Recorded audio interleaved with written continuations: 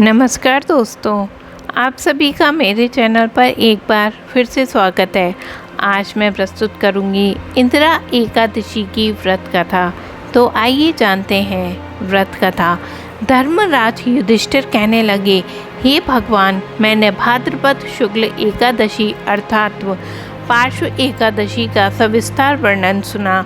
अब आप कृपा करके मुझे अश्विन माह के कृष्ण पक्ष की एकादशी के विषय में भी बताइए। इस एकादशी का क्या नाम है तथा इसके व्रत का क्या विधान है? इसका व्रत करने से किस फल की प्राप्ति होती है? तब भगवान श्री कृष्ण कहने लगे, अश्विन कृष्ण एकादशी का नाम इंदिरा एकादशी है। यह एकादशी पापों को नष्ट करने वाली तथा पितरों को अधोगति से मुक्त देने वाली होती है। इस एकादशी से संबंधित जो कथा प्रचलित है मैं तुम्हें सुनाता हूँ, श्रद्धापूर्वक श्रवण करो। प्राचीन काल में सत्ययुग में एक महिष्मती नामक नगरी थी जिस पर इंद्रसेन नाम का राजा राज्य करता था। वह राजा बड़ा ही दयालु तथा प्रतापी था, जिस कारण से उसकी किसी भी वस्तु की कमी नहीं थी। उसकी प्रजा भी बहुत सुखी पूर्वक जीवन व्यतीत कर रही थी। एक दिन राजा अपने दरबार में बैठा हुआ था तो उसे उसी समय देवर्षि नारद जी वहां आ पहुँचे। नारद जी को देखकर राजा अपने आसन से उठे और उनका भव्य स्वागत करके प्रणाम किया और उन्हें आसन ग्रहण करने को कहा।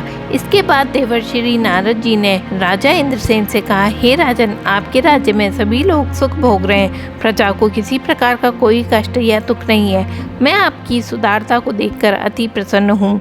नारद जी की बात सुनकर राजा ने कहा, यह सब तो आप ही की कृपा है जो मेरे राज्य में हर प्राणी सुख भोग रहा है।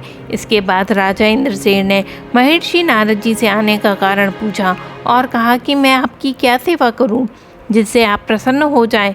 राजा की बात सुनकर नारद जी बोले, राजन, मैं एक बार यमलोक गया तो देखा तुम्हारे पिता भी वहां बैठे हुए हैं। हे राजा, तुम्हारे पिता भी तुम्हारी तरह बड़े ज्ञानी धर्मात्मा थे, किंतु एकादशी का व्रत नहीं करने के कारण मरने के बाद वह यमलोक में गए, जिस कारण वह बहुत ही दुखी हुए हैं। उन्होंने तुम्हारे लिए एक संदेश भेजा है। राजा ने पूछा, वह संदेश क्या है? देवर्षि, कृपा करके मुझे बताइए। आपके पिता ने कहा है, देवर्षि, आप मेरे पुत्र इंद्रसेन, जो इस समय पृथ्वी पर महिष्मती नामक नगरी का राज्य है, उसके पास जाना और कहना कि मैंने पूर्व जन्म में कुछ बुरे कर्म किए हैं जिससे मुझे यह लोक मिला है। यदि मेरा पुत्र मेरे लिए अश्विन महीने की कृष्ण पक्ष में आने वाली इंदिरा एकादशी का व्रत पूरे विधि विधान व श्रद्धा से करेगा तो मुझे इस लोक में मुक्ति मिल जाएगी, जिसके बाद मैं स्वर्ग लोक में वास करूंगा। यह सुनकर राजा ने देवर्षि नारद जी से पूछा कि कृपा करके आप मुझे इंदिरा एकादशी व्रत का विधा बताइए जिससे मेरे पिताजी को स्वर्ग लोक प्राप्त हो। नारद जी ने कहा कि इस व्रत के लिए तुम दशमी के दिन प्रातः जल्दी उठकर स्नान आदि से मुक्त होकर किसी नदी पर अपने पितरों के नाम से श्राद्ध करो और रात्रि में पृथ्वी पर शयन करो।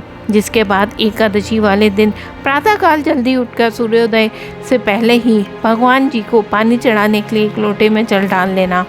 धूप, दीप, पुष्प आदि डालकर भगवान विष्णु जी को चढ़ाएं और इस व्रत का संकल्प लें कि मैं आज पूरे दिन व्रत का निराहार करूंगा और सभी भोगों का त्याग करूंगा।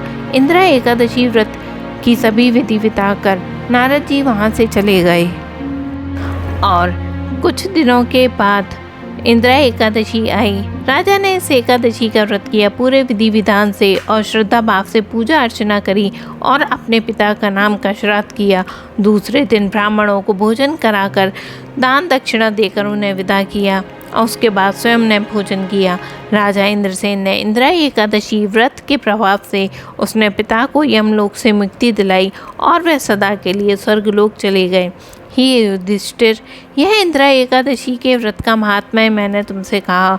इसके पढ़ने और सुनने से मनुष्य सब प्रकार के पापों से छूट जाता है और सब प्रकार के भोगों को भोग कर वैकुंठ को प्राप्त होता है। और इस तरह से इंदिरा एकादशी की व्रत कथा यहाँ पर समाप्त होती है। आप सभी का दिन मंगलमय और शुभ हो। भगवान हरि की कृपा आप पर बनी रहे।